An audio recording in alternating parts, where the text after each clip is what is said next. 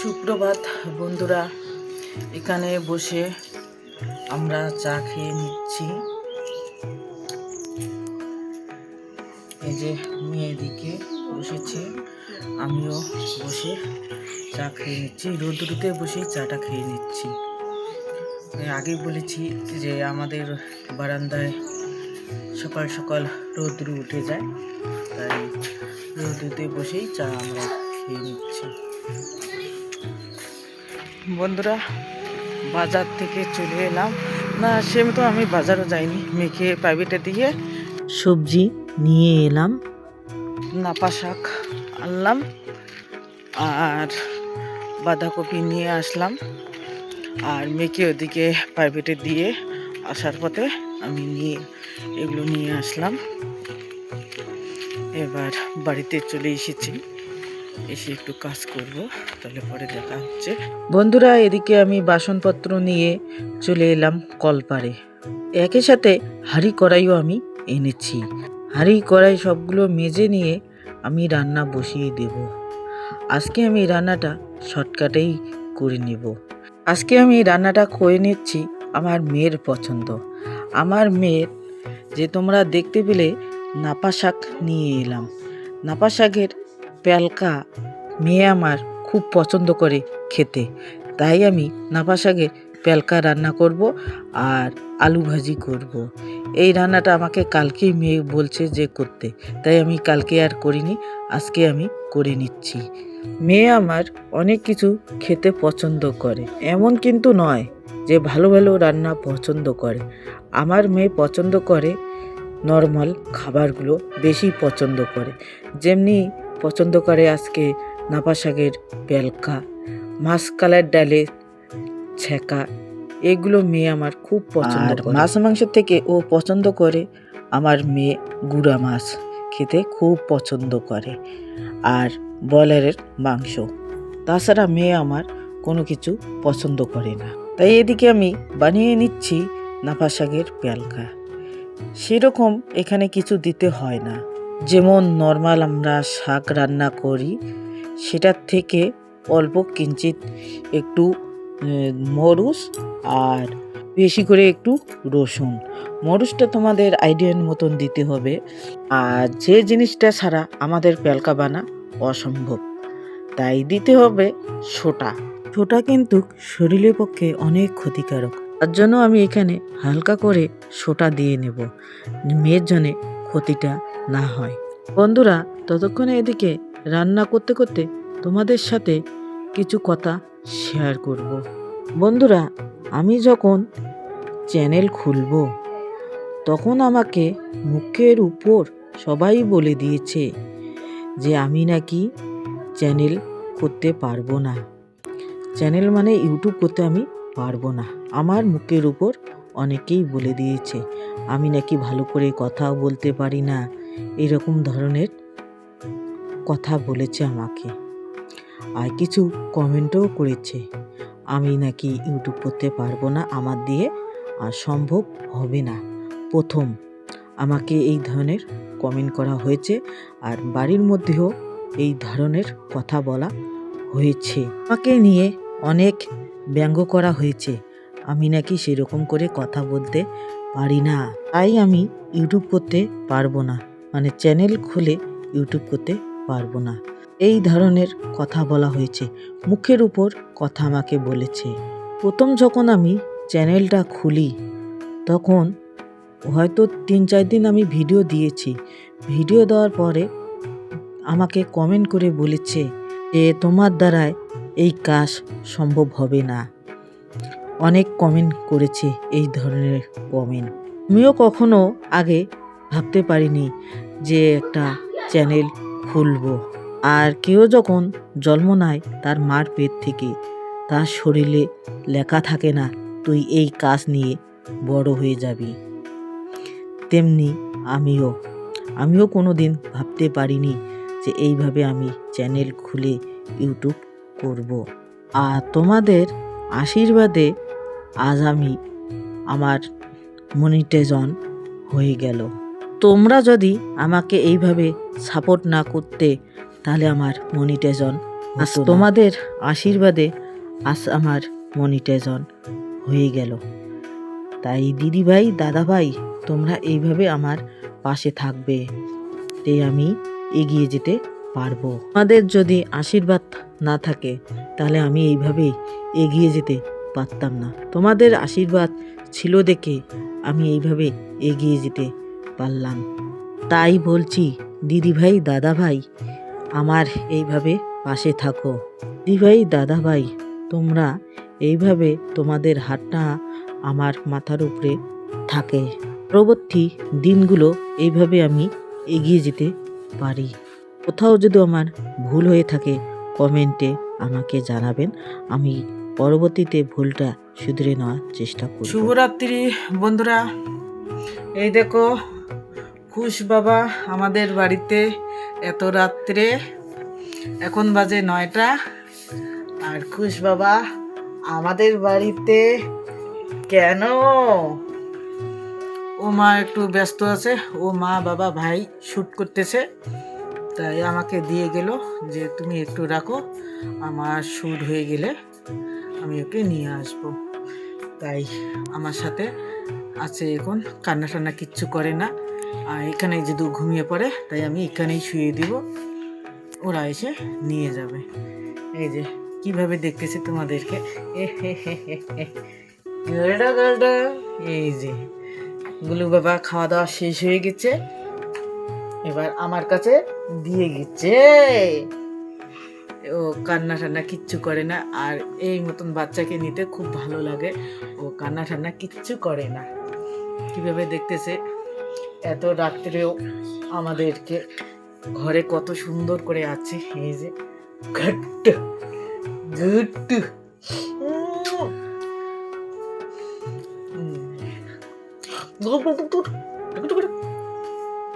আর মেয়ে ওদিকে পড়াশুনো করতেছে, আমি এই রুমে বসে আছি আর ও ওই রুমে বসে আছে।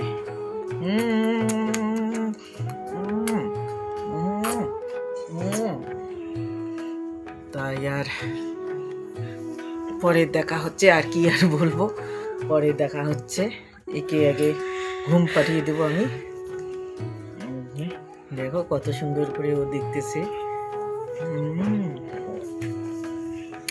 বল টাটা টাটা টাটা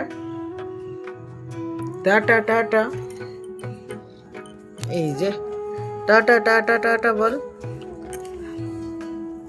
টাটা বল, শুধু দেখে টাটা টাটা এইভাবে বল।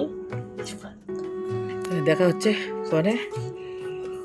এই যে বন্ধুরা, আমার মেয়ে এদিকে পড়াশুনো করতেছে, এই যে অঙ্ক নিয়ে বসে গেছে, এখানে মেয়ে পড়াশুনো করে।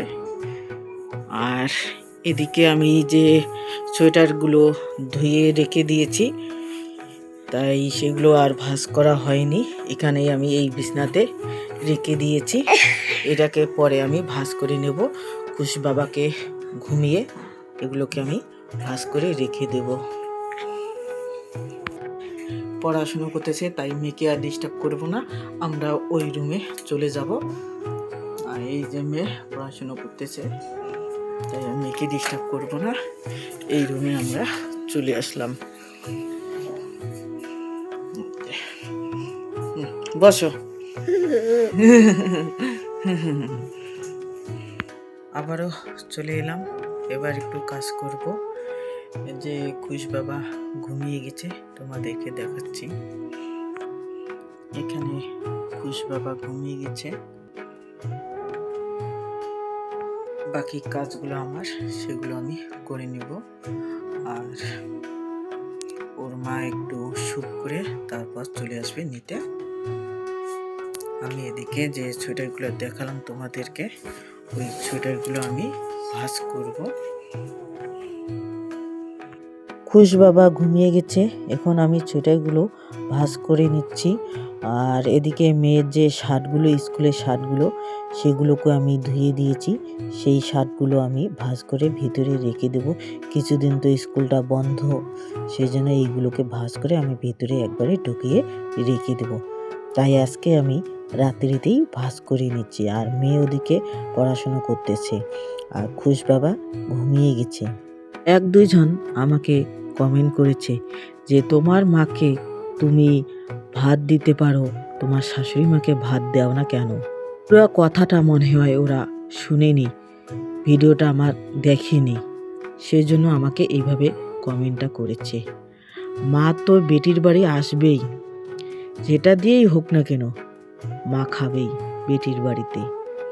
না খেয়ে কিভাবে আমি পাঠিয়ে দেব আমার মাকে, যে আমি গরিব দেখে আমি কিছু মাকে খাওয়াইতে পারবো না? মা যদি মেয়ের বাড়িতে সিদ্ধ ভাত খেয়ে যায় তবু শান্তিতে ভাতটা খায়। এই কথাটা আমি কেন বললাম বলো তো দেখি? মা তার মেয়েকে জন্ম দিয়েছে, সেটা নুন ভাত খেলো, অমৃত খেয়ে নিচ্ছে মেয়ের হাতে। যে মেয়ের অভাব থাকলো, মেয়ে সুখে আছে স্বামী সন্তান নিয়ে, এটাই মারা চায়, যে সুখে শান্তিতে ঘর করে স্বামী সন্তান নিয়ে।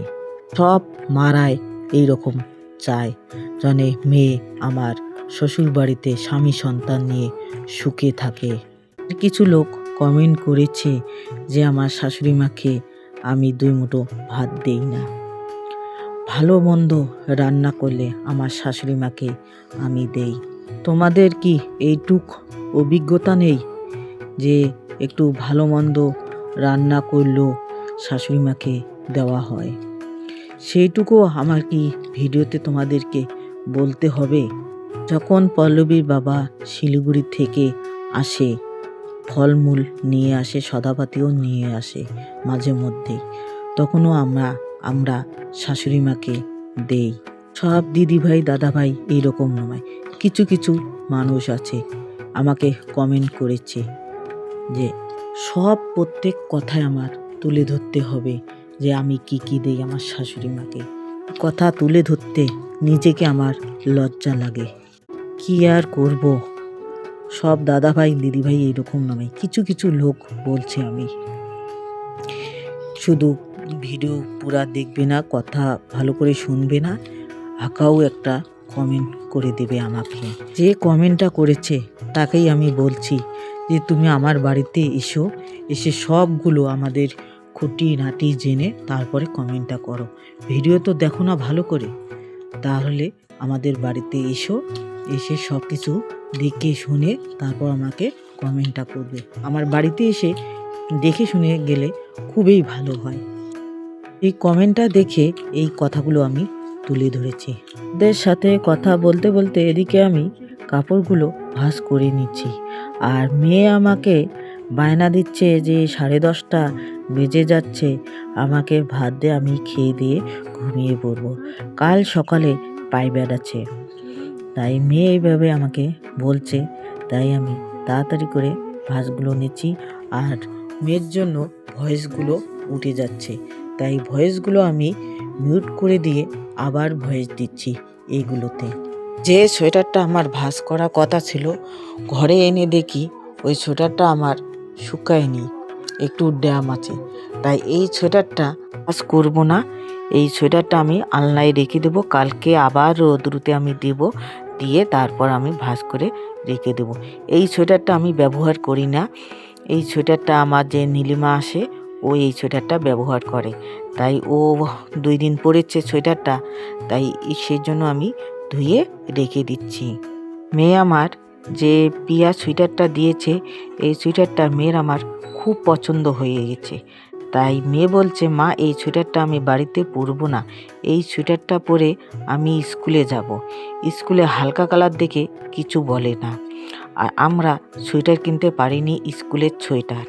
আর মেয়ে আমার একটু লম্বা চড়া, 2 দিনেই ছোটো হয়ে যায় সোয়েটার, তাই আর সোয়েটার আমাদের কেনা হয়নি। তাই এই সোয়েটারটাই পরে মেয়ে চলে যাবে স্কুলে, তাই এই সোয়েটারটাই আমি ভাঁজ করে রেখে দেবো। এই সোয়েটারটা শুকিয়ে গেছে। আর এদিকে বালিশে কভার আমি কিছু ঢুকিয়ে নিয়েছি, আর কিছু আমি ভাঁজ করে রেখে দেবো।